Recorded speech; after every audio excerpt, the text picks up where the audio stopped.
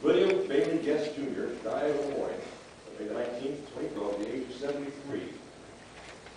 Bill was born to William and Bailey, William Bailey Sr., on December 12, 1938.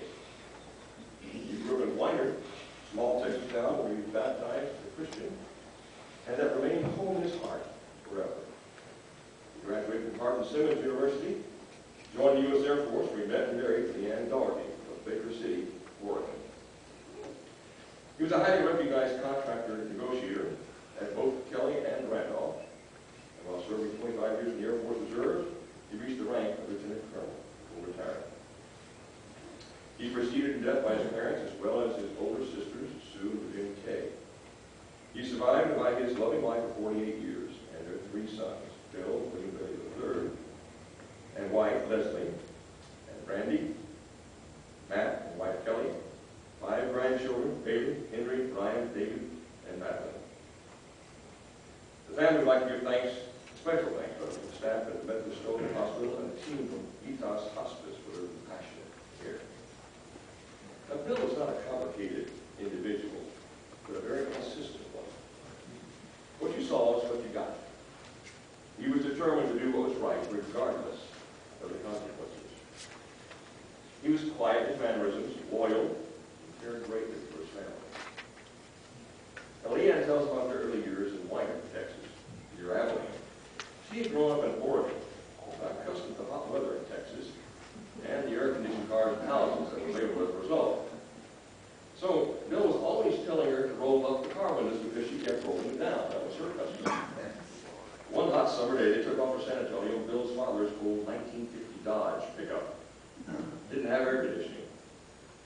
They got to leave the windows down, and Leanne was happy. Until about halfway to San Antonio, Bill turned the heater on high. Leanne complained loudly. Bill informed her that the engine was overheating. They were in the hill country at this point, and it was necessary to cool the engine off. They left the heater on all the way to San Antonio, and Leanne said that she learned to appreciate air-conditioned cars after that.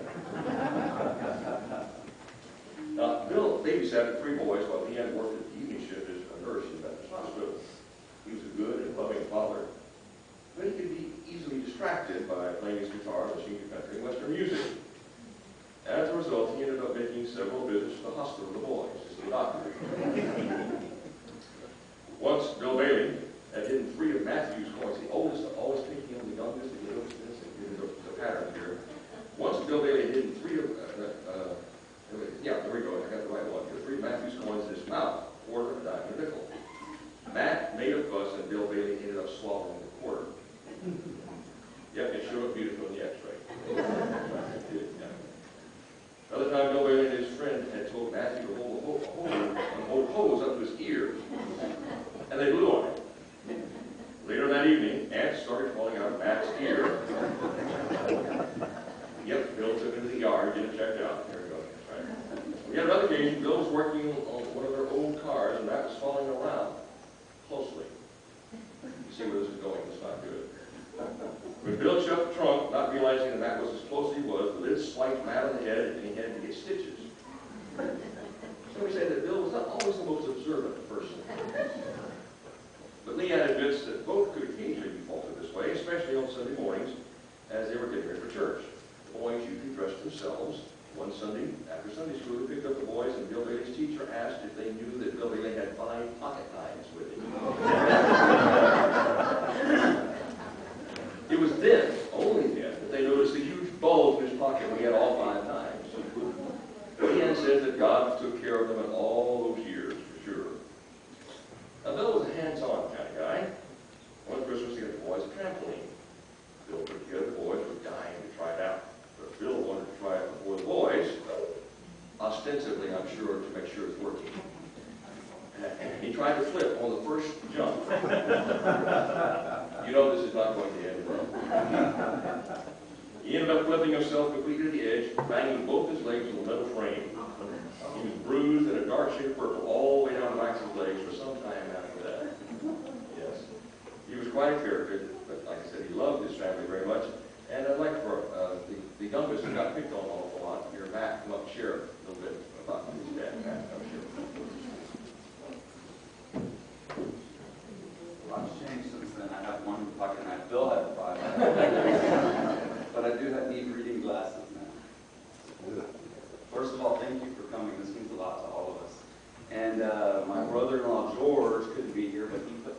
He's the master of the DVD, and he had a blast putting together this and learning to appreciate some music he'd never heard before. So,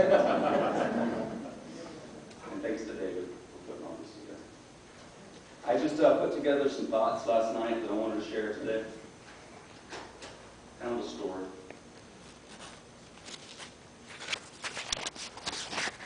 Dad grew up in Weiner, Texas with a childlike innocence, wearing cowboy boots and reading superhero comic books. Even getting so caught up in a particular Superman issue, he kicked the windshield out of my granddad's truck. He was always accident-prone, as you heard earlier. As an adult, he became a real-life superhero with unmatched strength and skill. I was sure he was the world's greatest guitarist, only to be disillusioned later when Randy surpassed him easily by middle school. But his love of music was contagious. He taught us how to do important, manly jobs like changing the oil in our cars or chopping down trees in our forest little backyard. Probably my favorite task he taught was building a fire in our quaint little fireplace that you saw a picture of right there. I gazed longingly as he magically conjured up a roaring blaze, large enough to nearly burn the house down each time. The funny thing is that the rest of the house was ice cold because it was right above the thermostat. Trips to Weiner were always special. We would wake at an obscene hour to make sure we maximized our visits with my mom and Dean. I gladly rose from my warm bed, knowing that very soon the gentle hum of our station wagon cruising along the highway would lull me back to sleep. I still remember waking to the smell of fresh black coffee being poured by Mom to keep Dad's senses sharp on the long, monotonous ride. And we all enjoyed the classic country tunes emanating from the most modern of sound systems, an 8-track tape recorder. Dad tried to teach us right and wrong, and I think he succeeded.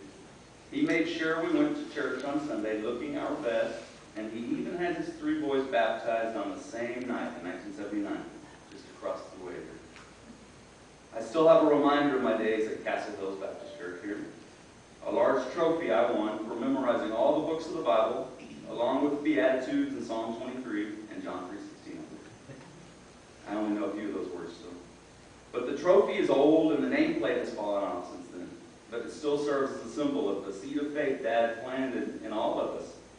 Unlike the trophy, the faith Dad gave us will never tarnish or break. Later in life, things weren't so simple. Dad's hero status waned as I became an enlightened teenager, well aware of his many limitations, like being uncool. The teenage years were tough, but Dad made it through, learning many valuable lessons. We successfully taught him that good music can be written after 1965. And as annoying as we could be, we would be okay in the long run. He was always proud of us. Life for Dad became especially painful around 1985 when he lost both his big sister and his father within a month of each other. And I believe the aging process began that year, which finally came to an end on May 19th. Coincidentally, he lost his mother a few years ago in the spring, so it is fitting that Dad leaves us at this time of the year. Today, let us remember that young boy who grew up into a man, a hero of comic book status for young sons, but more importantly, a real father who taught values, discipline, and a strong faith, and a devoted husband and servant of his country. Thank you for sharing with Dad's family today, and please share in the peace that he surely knows right now in heaven. Thank you.